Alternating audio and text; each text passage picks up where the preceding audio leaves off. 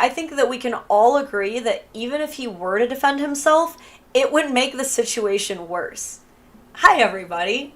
Cool. So nice to see so many of you here already waiting for, as you have just so eloquently put it, the cringe fest. We are here for some good old-fashioned cringe. Today we've got some cringy updates to... I'm really gonna put this in definitely the top 10 cringiest partner shamers I've covered, but possibly the top 5. Definitely in the top 5 cringiest partner shamers I have ever covered in my tenure as a partner shamer narc. Okay, and of course, to catch you all up to speed real quick, my husband made a comment that I do nothing around the house. Now, if that is something that he said, that's an awful thing to say to somebody. And since this partner shaming, Lindsay has posted a lot more videos, absolutely every single one of those seeming to prove without a shadow of a doubt that this is all for clout. It's just becoming very clear to me that people are picking up on the shaming my husband or making my husband look like a monster and myself look like a victim phenomenon as just the next new marketing tool. So let's take a look at some of the new videos she's uploaded. Oh god, someone said, dude's face says he's staying for the kids. You know, that right there is definitely a I'm staying for the kids face. So here's the next video that was uploaded by Miss Lindsay following this recent traction, I guess. My beige flag is that I have a good sense of humor, but if you cross me, I might kind of accidentally roast you in a TikTok video and let 7 million people join in on the fun. I don't know if you guys are familiar with the whole beige flag trend. Essentially, there's a trend where people are going around talking about either their own or their partner's beige flags. And a beige flag is supposed to be a cute, not red flag, just kind of like a cute little quirk about this person. And like, what a fucking narcissist playbook move to turn vindictively roasting and lying about the person that you're supposed to love and protect more than anyone in the world as just a cute little quirk. It's just a cute little idiosyncrasy that I have, you guys. In fact, it actually makes me more empowered as a woman that every single time me and my husband get into even the most minor of tiffs, I can and will do absolutely everything in my power to terminally embarrass him. No, that's really healthy. I love feminism.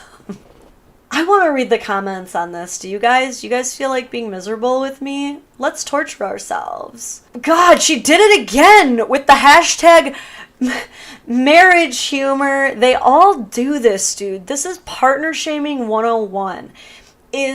They do something that is literally nothing but toxic, and then they're like, it's a joke. You guys don't get our sense of humor. Like, this is a you problem, not a me problem.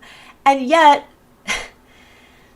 this is another thing, is when they come so close to being progressively self-aware, and yet they stop right at the line of only being comedically self-aware. Like, I'm going to be self-aware to the point of making fun of myself, but not actually changing the behavior that we're all collectively making fun of. This is like, it's similar to humble bragging in that you're still absolutely bragging. You're just trying to downplay that you're bragging.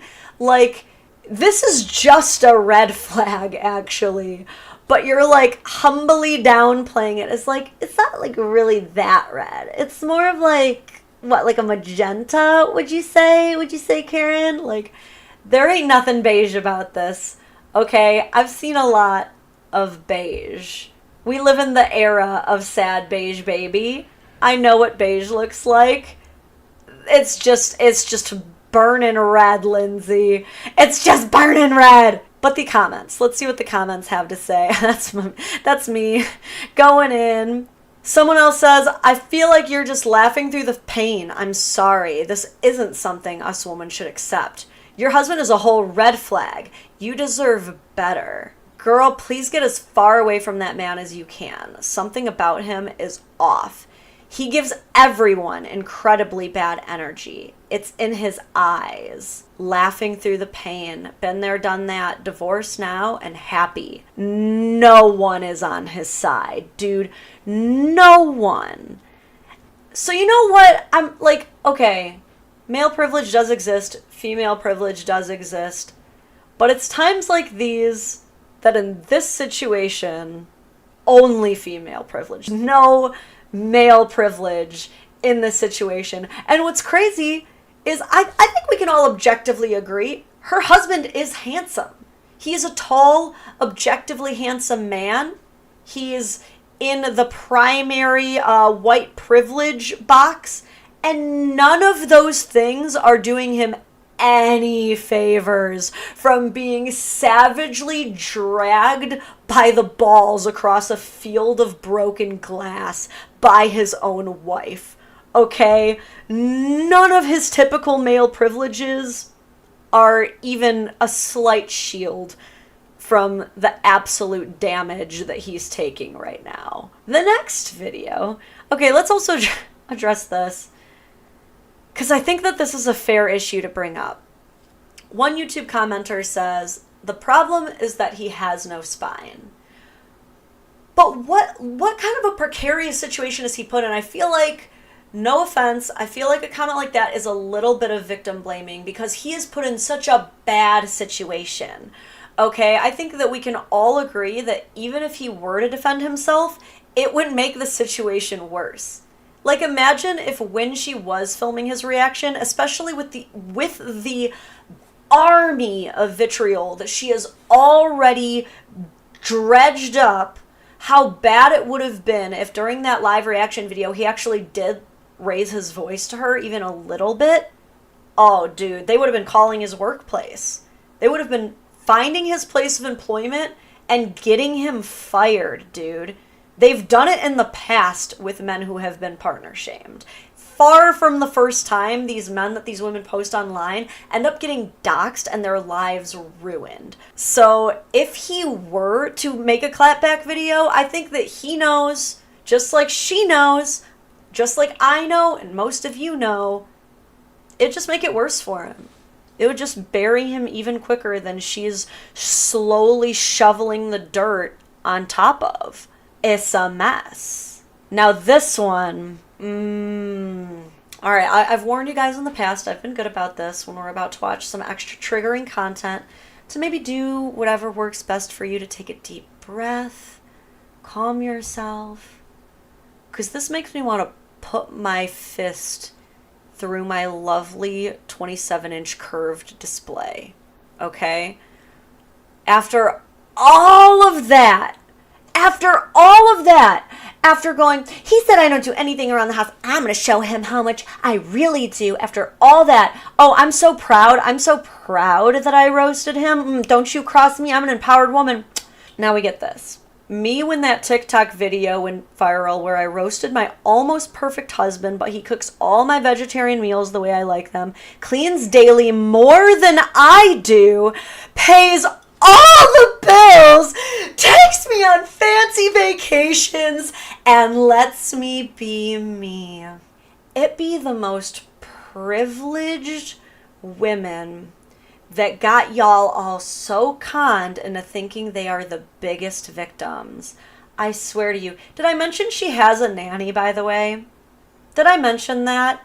Somehow that detail seems to be erroneous to her audience, that she has multiple videos referring to her nanny. But the audacity Now he suddenly cleans even more than you do daily. He pays all of the bills. Now, again, I've said this before. Simply being the sole provider does not give you carte blanche to treat your spouse any crappy way you want or start having these unrealistic expectations. Of course not. Of course not. But you had all these positive things to say about him, and you chose to go viral for the one rough little argument that you had. As you're living in this beautiful, pristine home, going on regular vacations, having him basically wait on you hand and foot. I mean, he pays all the bills, and he's still doing more chores than you, and he's the one getting hate? This is why I create content, because someone needs to come in here and turn the tides. It is ridiculous that these women are getting away with this in such incredible numbers to where my little comments don't even faze her. I also forgot to read the caption. Guys, I'm screwed. Aw, that's so cute. Surely, after posting something like this, where you show the world that he's actually an overly helpful, just amazing kind of guy, surely they'll see that you actually have a healthy marriage, and it was all just like silly marriage humor all along, right? This is always the type of post they make after, yeah. If he cleans more than you, I'm curious how the house got so messy in those 3 days. I have a theory on this. I really do. My theory on how the house stayed so messy after those 3 days is this. The whole reason they got into a fight, right, is... Now, one thing that I covered before is that she initially says, oh, he told me I do nothing. But in the video where she's actually speaking to him directly, what she says is, hey, do you remember when you said something that made me feel like you said that I did nothing? Okay, so I don't know what he really actually said. She had an Instagram poll. Wish I would have I did take screenshots of this. I'll actually, in the final YouTube version of this, remind me to superimpose them and just put it here. Aha, the screenshot here of when I asked Lindsay Donelly the question, did he really say what you said he said, or did you lie about that? She responded, here, which will be on screen. As such, she ended up saying something along the lines of, oh, yes, he really did say that. I just kind of paraphrased. Whatever it is that he said, she just kind of summarized it. So going back to whatever it is that they were originally fighting about, it's clear that he was not super thrilled with the state of the home when he returned from work, and that it felt like to him that there wasn't a lot getting done around the house, which I have to admit, as a person who does work more hours than my husband, I've felt that way myself, and it's definitely something that I've worked on in order to have better, healthier communication with my husband, so that I'm not always coming home and being like, why isn't dinner made? Why isn't the house the way that I like it? Because no one likes to sound like a grumpy, abusive 1950s husband, you know what I mean? But what I am saying is your feelings are valid when you're also the person coming home and hoping that the house is in some kind of a state that doesn't give you anxiety. Your feelings as that person hoping to come home to a clean house also matter. Now, is it realistic to think that no matter how much money you make, you're always going to come home to a pristine house? No, that's not realistic. Especially if you have kids, it just doesn't happen. But when you're a man, apparently you're not allowed to complain about that kind of thing or express concern about it in any regard. So they're arguing about this. That was the original argument. My theory is that that's what the house looked like when he came home. And that when she left, she was so pissed that, of course, she left it that way. But that he probably also left it that way because, first of all, nothing was properly communicated with him. She just up and left, didn't give them much time to work this out or structure it out at all. So he's probably thinking, hey, this is her mess. Now, I don't know how you feel about that, if you think that would be right or wrong, but my theory is that the reason that there's still a mess after those 3 days is because that's the mess that she created, and that was his way of pushing back a little. It's so frustrating when women rightfully call out their trash bag husbands and then follow it up with, he's perfect, I promise. Here's my question for you, Jojo, is how do you know that he is rightfully 1000% all trash and not a good person with flaws? How do you and 697 other people feel so confident in that?